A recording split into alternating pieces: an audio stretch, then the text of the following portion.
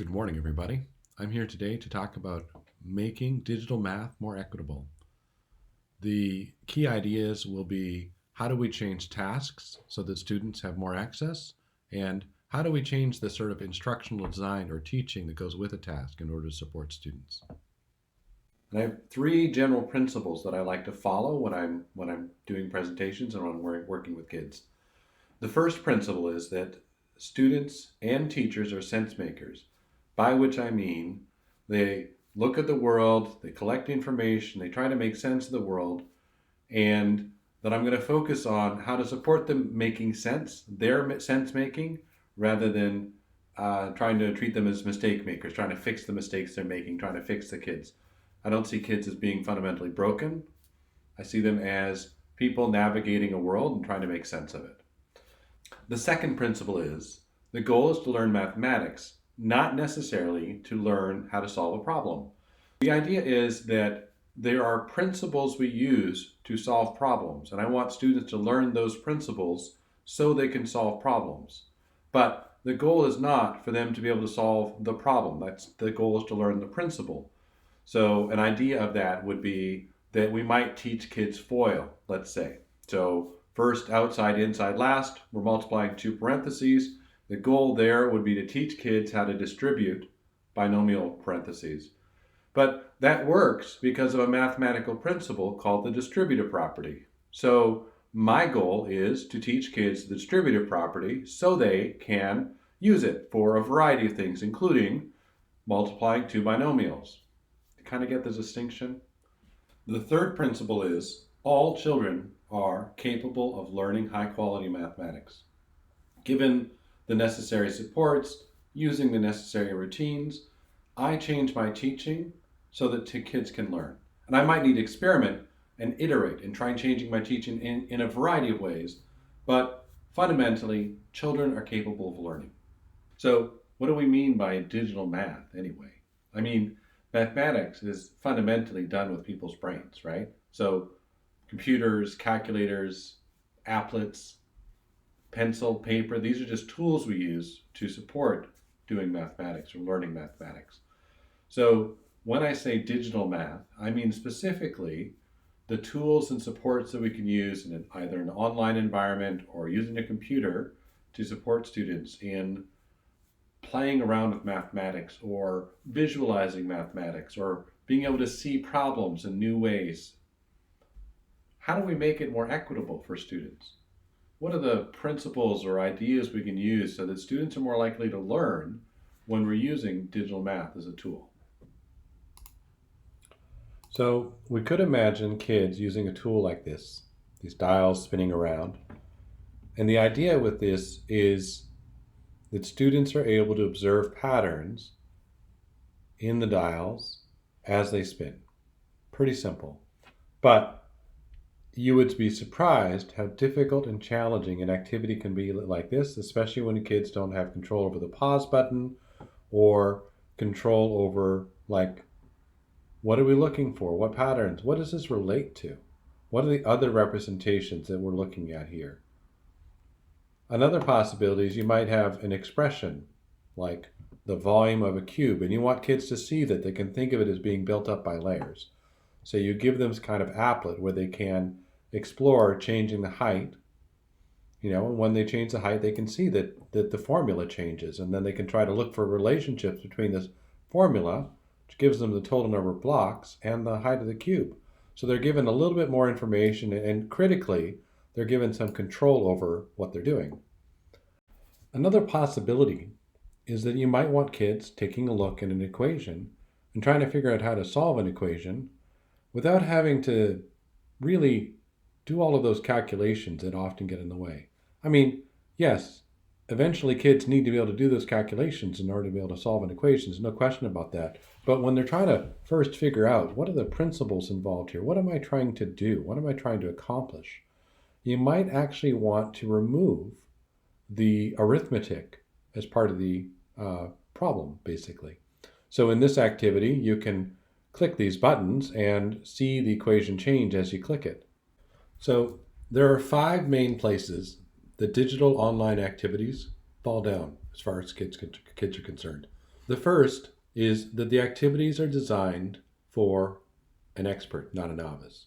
So someone who already knows the mathematics, not somebody who's in the middle of learning it. This one is very subtle, but it often means that the novice will look at the activity and see different things than the expert who already knows the mathematics that's intended to be displayed.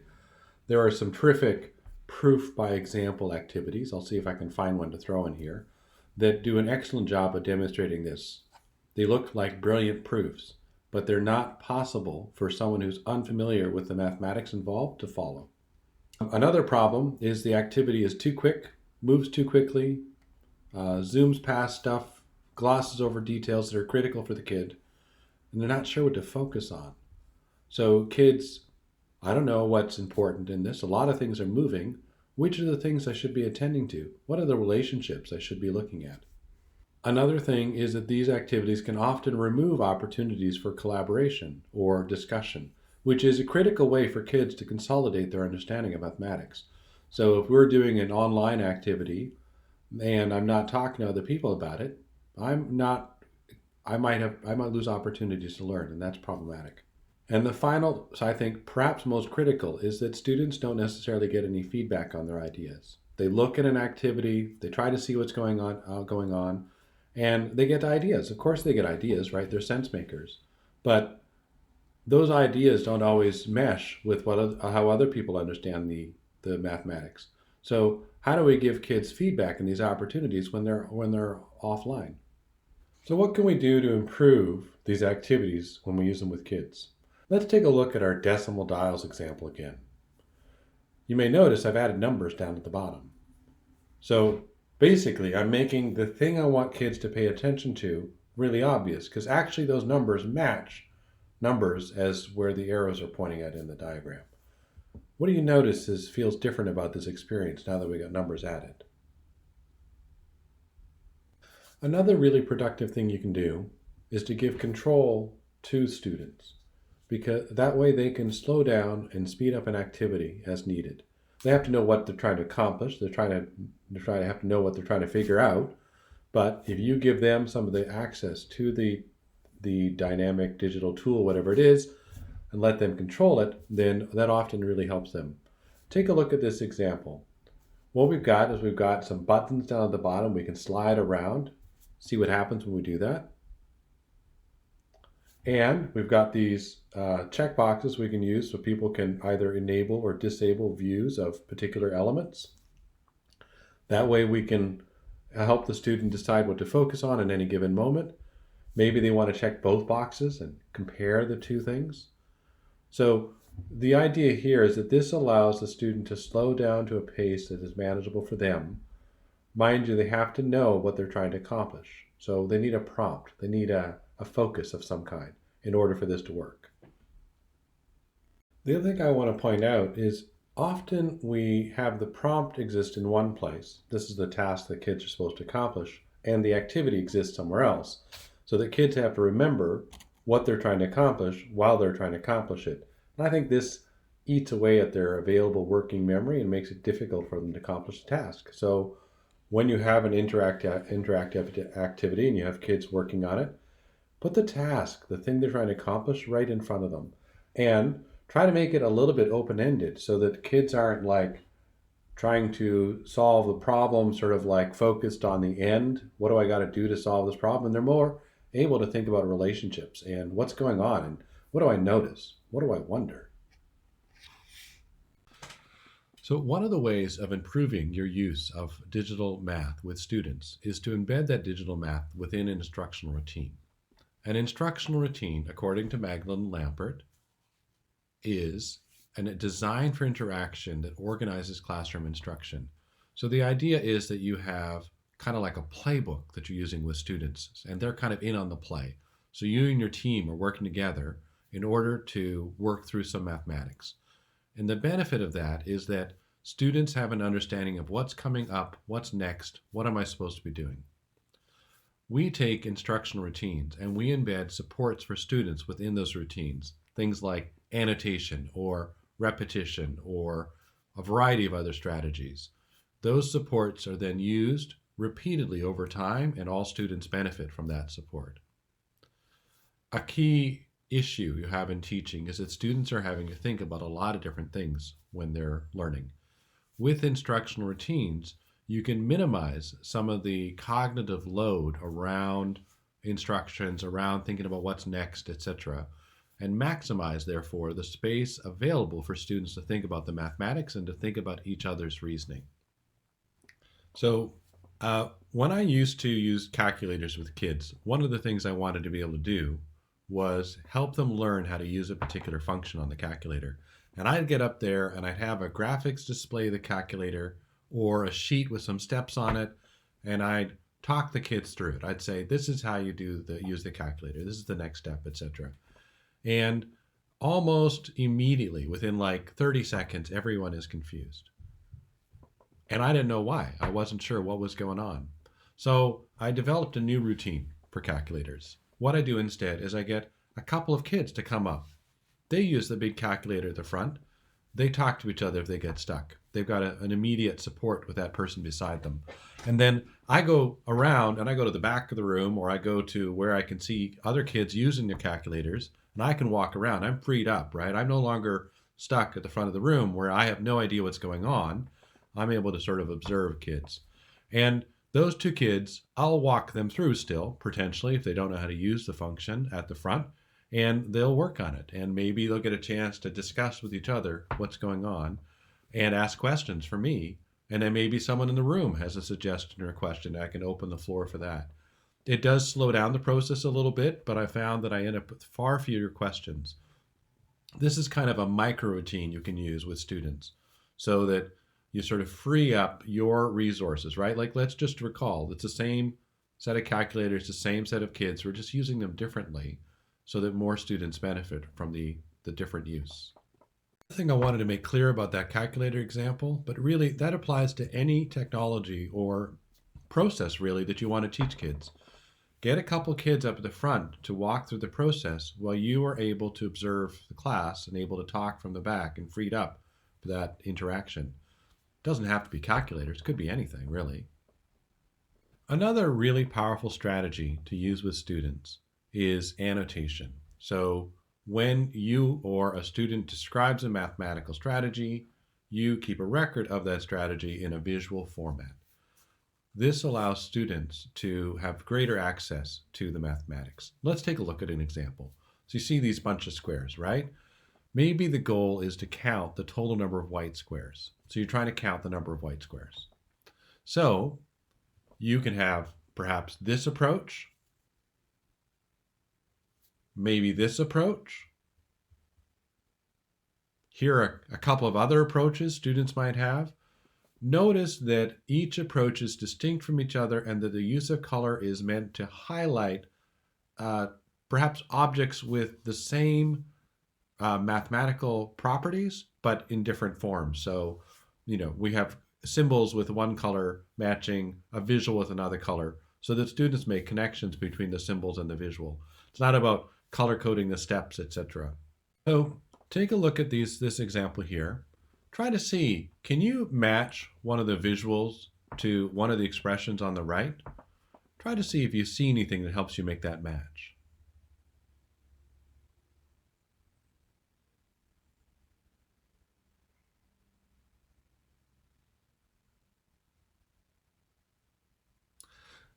So that might not have been enough time. Normally in a classroom, I would definitely give kids enough time. I would walk around and verify they've got everybody's work. But this is kind of a webinar format. So if you need more time, pause now, take some more time. I'm going to show you a couple of other strategies.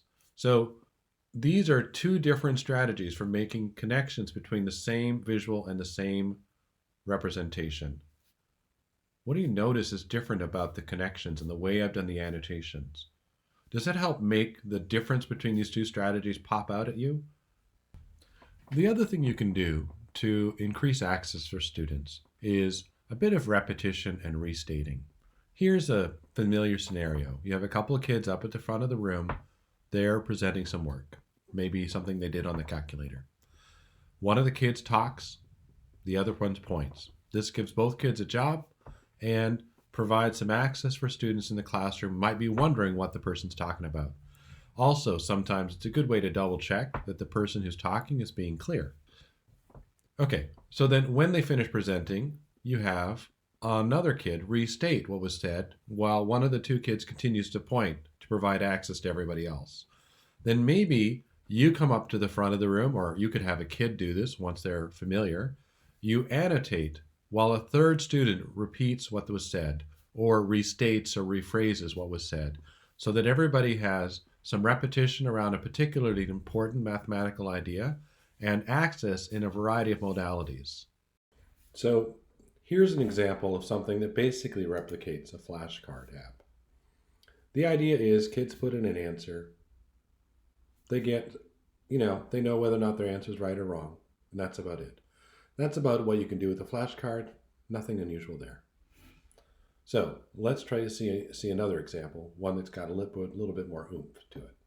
So in this example, it's a flashcard, but we're giving a little bit more information. We've got another representation. Maybe the kid counts by fives. There's 10 rows of 5. That's 50 things. They go back, they say, whoops, should be 50. And they get the right answer. It's still something you can do with a flashcard, but it's a little bit better than before. Okay, here's another example. Oh, yeah, 10 times 1 is 10. 10 times 2, that's 20. 10 times 3, 30. Starting to look for some patterns here. 40. Okay, 60. Oops. Oh, hang on. Yeah, right. Those are going up by 10 each time. 50. The answer is 50. So kids get some feedback here from the pattern itself, besides just the checker X, etc. So that's kind of nice. Here's another example. This is kind of like the hundreds chart you've seen before. People enter in the numbers. They use patterns to try to work it out, right? These are counting by 1 each time. They can check their work. Right? They can fill it in any direction or order they want to. Whoops. Right. Shouldn't be 2, should be 3. Let's fix that. So the advantage here is that kids can check the work while they're working and then be fairly sure that whatever patterns they're finding based off the work they've done are correct. So this is a way for kids to both look for patterns when they're trying to figure out multiplication and get some feedback on their individual calculations. So they enter in the numbers and then they find out whether or not they're right or wrong. I had noticed that people often fill in the things that are more convenient for them, the things that are easier, and then they come back. That's totally normal. This could not be used to sort of assess whether or not kids understand multiplication. Can't really be used to figure out if they know what they're doing with multiplication. They don't necessarily have to know their multiplication facts to be able to do this. But they can look for relationships between these multiplication facts while they're working on this. A critical feature of these activities that I've been sharing with you is that they're not timed. So that the feedback isn't a little timer in the bottom saying, hey, you're going too slow. The feedback is, oops, 19, right, that should be 18. Let me try again. Okay, let's speed this up a little bit now.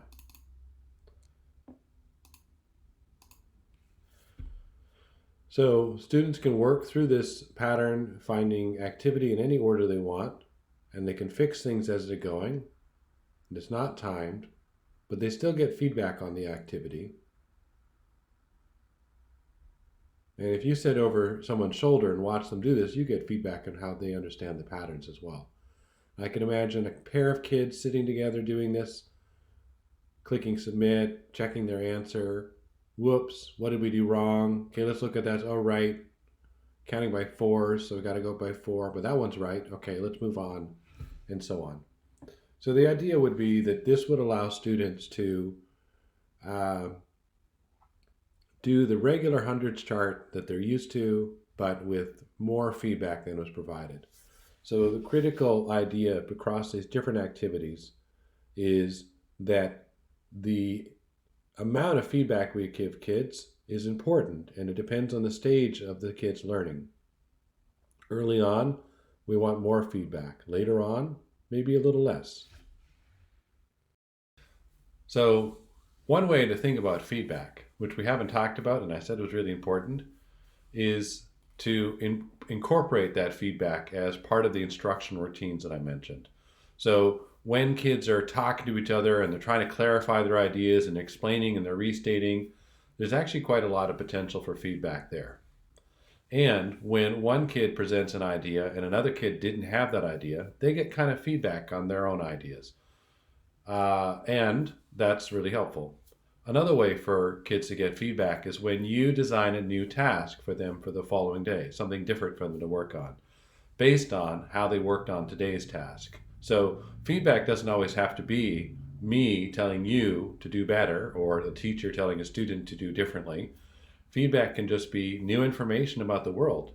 And if you're basing your activities from day to day based on what kids did in the previous day, that can be super helpful. Another thing about feedback, it doesn't always have to be timely. And learning can kind of work in quirky ways that make feedback kind of murky. I remember when I was teaching my son a long time ago about fractions. We did a lesson with his homeschool class. We did this activity called choral counting, and we counted together different numbers of fractions on a number line. So first we counted halves together, then we counted quarters together, then we counted thirds together, and I carefully positioned them on the number line each time. And at the end of the lesson, my son said, 1/3 is equal to 3/4. And I was puzzled for a little bit there because I thought maybe my lesson had failed completely and he just completely misunderstood. And I said, why? Why is 1/3 equal to 3/4? And he said, because the 3 in the 1/3 tells you how many quarters there are. And that actually works for 1/2, right? The 2 in the 1/2 does match the number of quarters in 2/4. So that's an interesting idea. I didn't know what to do about it at the time, so I left it. I didn't do anything about it. 2 weeks later, I asked him again. I followed up. I said, hey, what do you think about 1/3 being equal to 3/4? And he said, no, that can't be. Because 3/4 is greater than 1/2, and 1/3 is smaller than 1/2, so they can't be equal. So the lesson that I designed that day to give him feedback had in fact given him feedback. It given into feedback to this idea that he still had working around in his head, and he sort of sorted it out over time. So occasionally a strategy for feedback is just to wait and see if the idea persists. So another point to make about feedback is it's super helpful if kids understand where they're trying to go and what the goal is. And so then over time, any feedback they get through activities, discussions they have, information they get back on a piece of paper, whatever it is, helps them get closer to the goal. And if they understand what the goal is, what are they trying to accomplish, then feedback is a lot easier for kids to receive and understand and act on. This is a critical component of feedback because they have to be able to act on the feedback. So when you're designing digital activities, you have to think about how will kids perceive this and how will this change the ideas they had before, so that this activity can help them change their thinking, because based on whatever thinking you saw them do the day before, the week before, whatever it is. And how am I going to set up structures so that kids can talk to each other about these ideas and get feedback from their thinking? How am I going to give feedback to kids in this activity? Am I going to write it up later? Seems very efficient. What if kids don't read it? One way to make sure that kids listen to the feedback you give them is to present them the feedback in an activity where you present the feedback as a mistake that someone has made, and you present a correction, a solution to that mistake, and you give kids an opportunity to try that corrected procedure, whatever it is, on a new example. So again, you're not giving them the direct feedback verbally, because sometimes people don't take that the best way, but you are presenting them in a situation where they have to act on new information and that they get a chance to revise their thinking when they get a chance to think about it again. So that's really critical, right? Like, just hearing somebody telling you that something's wrong or that you should do something a different way isn't enough. You need an opportunity to follow up and to rethink that activity, that idea. There's one other way that we really should be concerned about access and equity, and that is in the ability of kids to actually access any digital online resources we have.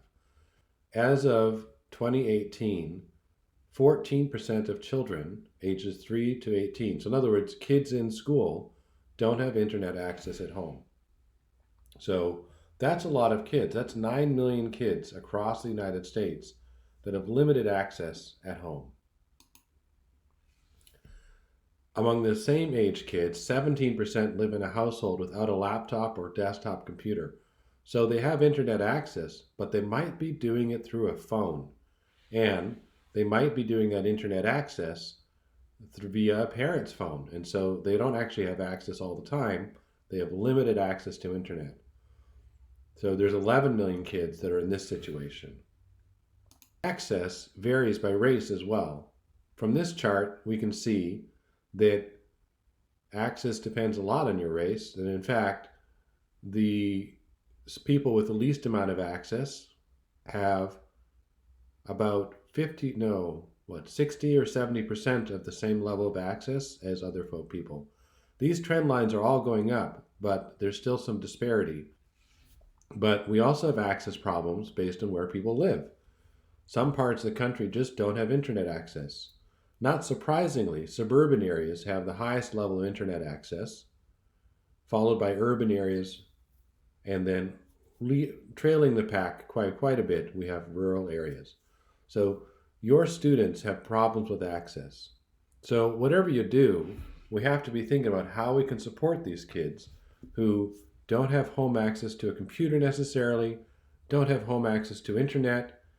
There are a variety of other problems people might have at home that make it difficult for them to access online resources. So, what can we do about these access problems? School districts can leverage E-rate, provide hotspots at home, provide devices at home. Got to upgrade E-rate though. There's some bills in progress that might be able to do that. They're kind of stalled in the House right now. We could provide municipal broadband for all residents. That's being done in a number of cities. There is some restrictive legislation that's in place in some states that prevents them from being able to provide internet access to people at their houses. Could undo that legislation. We could have policies that try to address the needs of rural and tribal areas. And we could recognize high-speed internet as a necessary public utility. It's pretty obvious that pretty much everybody needs internet. And one way we've been successful in the past at providing something for everybody is recognizing it as a utility. All of these kind of boil down to one main idea, though. You've got to vote. You have to vote in municipal elections. You have to vote in school board elections. You have to vote in your state elections. If you want change, if you want everyone to have access to internet and to devices at home, going to have to change the policy, and the only way to do that is to change who's making the policy, particularly in local elections, critical, but at the state and federal levels, it's also really important as well. Okay, so you're going to vote, right? Yeah? Good. So I'd like to thank some people who have influenced my thinking over the years. Routines for Reasoning has got a collection of fabulous resources for learning instructional routines in math. New Visions for Public Schools, Choral Counting Collections, All Ed, TED.org. These are other brilliant resources if you want to learn more about instructional routines. And those instructional routines are highly flexible and in many cases can be done in a remote environment, or elements of them can be used in a remote environment. So highly recommended. The other thing is I've got contact information. If you have any questions about this presentation, please feel free to reach out to me. I'm always interested to respond to people who have questions. All right. Thanks so much. Bye.